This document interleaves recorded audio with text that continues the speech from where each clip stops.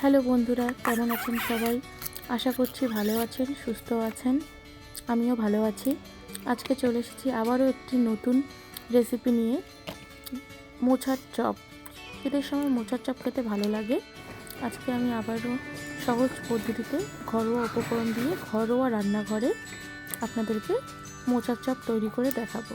প্রথমেই আমি মোচাটাকে ভালোভাবে ছাড়িয়ে নিচ্ছি। দেখতেই পাচ্ছেন, মোচাটাকে খুব সুন্দরভাবে ছাড়িয়ে নেব। আপনারা চপ খেতে হলে বা মোচা যে কোনো জিনিস খেতে হলে সবসময় কাঁঠালি কলার মোচা নেবেন। কাঁচা কলার মোচা একটু তেতো তেতো লাগে। মোচাটা কাটার পর হলুদ জলে আমি ভিজিয়ে রেখেছি। তারপর আমি ভালো করে ধুয়ে লবণ হলুদ দিয়ে সেদ্ধ করে নিয়েছি। আমি সব কিছু রেডি করে নিয়েছি, চলুন রান্নাটা শুরু করা যাক। আমি উনুন জ্বালিয়ে কড়াই গরম করে নিয়েছি। এবার মোচার চপের জন্য পুরটাকে ভালো করে রেডি করব। সামান্য একটু সরিষার তেল দিব। চপের পুর তৈরি করতে বেশি তেল দিলে চপের শেপটা ভালো আসবে না, সেই জন্য অল্প পরিমাণে তেল দিলাম। তেল গরম হয়ে গেছে, এখন আমি পেঁয়াজ কুচি দিচ্ছি।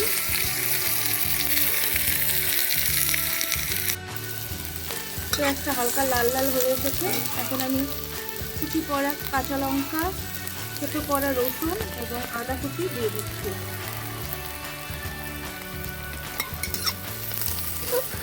দিয়ে আরও কিছুক্ষণ মিশিয়ে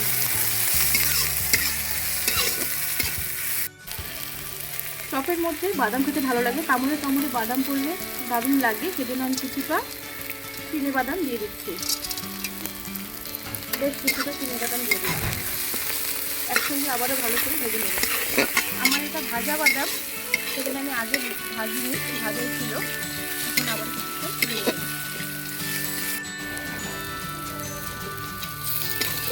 পেঁয়াজ, রসুন, আদা, কাঁচা লঙ্কা ভালো করে ভাজা হয়ে গেছে। এখন আমি এখানে শুকনো মশলা দিয়ে দিব। পরিমাণ মতো লবণ, হলুদ, জিরে ধনে গুঁড়ো, সামান্য একটু চিনি এবং লঙ্কা গুঁড়ো।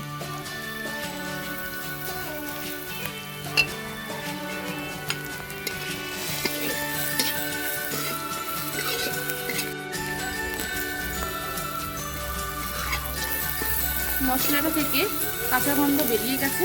এখন আমি সেদ্ধ করে রাখা আলু এবং মোচা একসঙ্গে দিয়ে দেবো।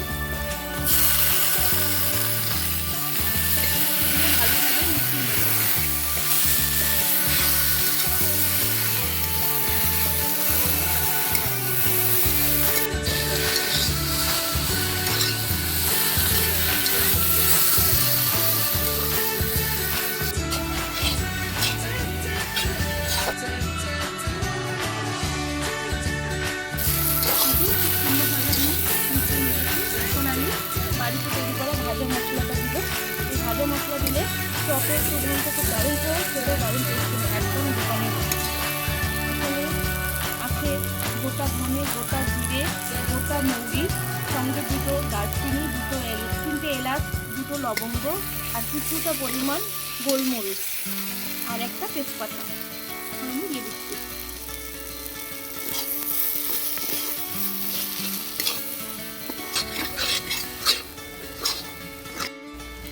দেখুন, আমার পুরটা একদম রেডি হয়ে গেছে, খুব সুন্দর দলা কাটিয়ে যাচ্ছে। এখন আমি এটাকে নামিয়ে নেব। আপনারা এই পর্যায়ে একটু টেস্ট করে দেখবেন লবণ চিনিটা ঠিক আছে কিনা। আপনারা যেরকম খান সেরকম দেবেন। এই মোচার চপে নারকেল কুচকিরোনো দেওয়া যায়, আমি আজকে ছিল না ঘরে, সেগুলো দিলাম না। আপনারা যদি একটু মিষ্টি মিষ্টি খেতে চান তাহলে একটু চিনি বেশি করে দেবেন। চপে বেশি চিনি মিষ্টি ভালো লাগে, একটু ঝাল খেতে ভালো লাগে। দেখুন, আমার খুবটা খুব সুন্দর হবে। এখানে একদম জোর মতন হয়ে যাচ্ছে, পেঁয়াজটা বড় বড় হয়, এই পর্যায়ে হয়ে যাচ্ছে। নামিয়ে নেব।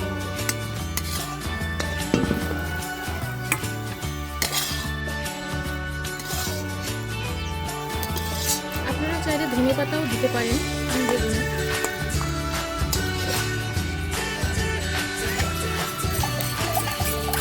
আমি চপের টপিং দেবো, সেজন্য একটা ব্যাটার তৈরি করে নিয়েছি।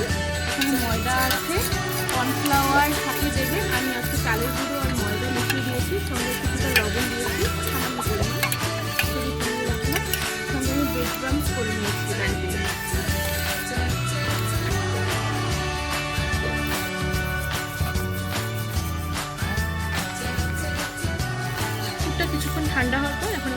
দিয়ে শেপ করে নিচ্ছি। আজকে আমি লম্বা লম্বা করে করব। দেখুন আমি এইভাবে করে নিয়েছি লম্বা লম্বা করে, আপনারাও এইভাবে করে নেবেন। আমার একটা হয়ে গেছে।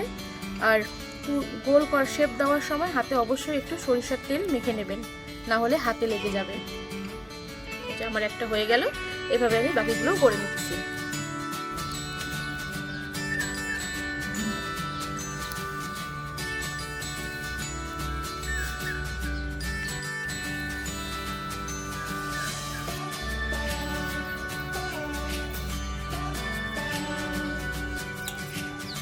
আমি কড়াইয়ে তেল বসিয়ে দিলাম, তেলটা গরম হতে থাক।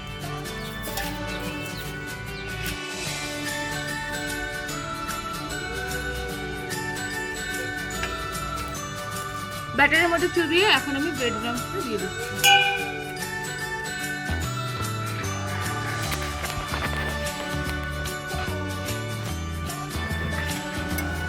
এটা এখন ভালো করে কোট করে নেব।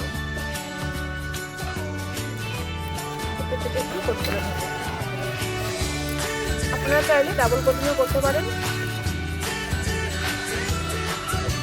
আমার সফট কোটিং করা হয়ে গেছে। এখন আমি আবারও একবার করে করে নেব।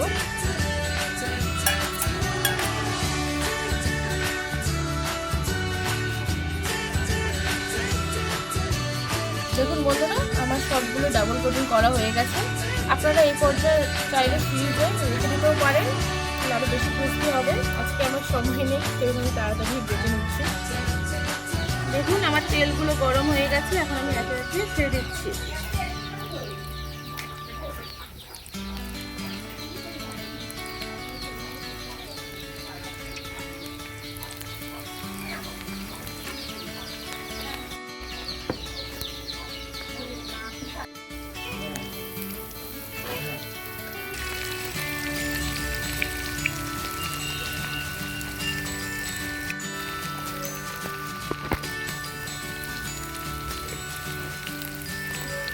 দেখুন বন্ধুরা, আমার লাল লাল করে মোটার চপ তৈরি হয়ে গেছে। আমি নামিয়ে নিচ্ছি।